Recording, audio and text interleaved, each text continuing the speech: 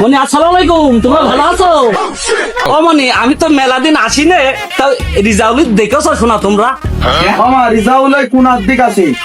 আচ্ছা আমি দেখতেছি ও মানে সাইডেই থাকে, কোন আকাশ আছে ওই ওই ওই লোক ধরনের লোক, ও কোন আকাশ আছেই থাকে। দেখি কোনে আছে ও। लेकिन ये साला कर क्या रहा है यहाँ पे? মন্দির এমন একটা তাল শালা কানাসি ফানাসি দিয়ে এই আসটাই এ আমার দ্বারা এ কি করব?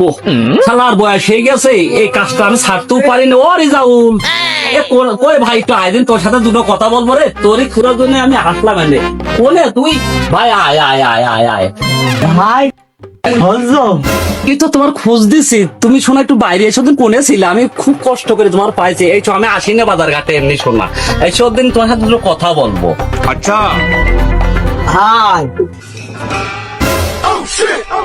ও এই জিনিস, দেশের যে অবস্থা, না তুই খুইয়া দেখ কি দিয়েছিস। জনগণের খুব চাপ, আমারও খুব চাপ, জিনিসটাও পাওয়াই যাচ্ছে না, খুব চাপ জ্বালা। আবার তারপরে ওদিকে সংসার নিয়ে টানাটানি, একটা রুম করেছি, সেই রুম তো আর করতে পারতিস না, টাকা পয়সার তো ঘাটতি।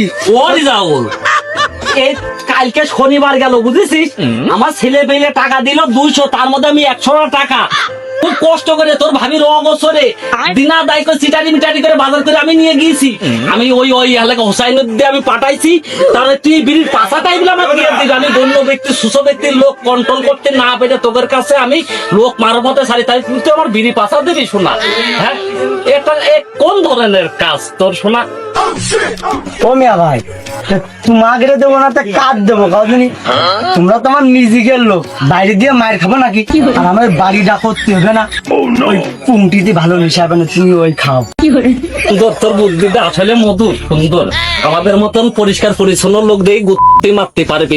তোর বুদ্ধি আছে, তোর বুদ্ধি আছে। যাক, তুই টিকে থাকতে পারবি মধু, টিকে থাকতে পারবি। আমি দোয়া করি পরিষ্কার জায়গায় আঘাত কর। তোমরা আমার বড় ভাই না, দেখতে হবে না।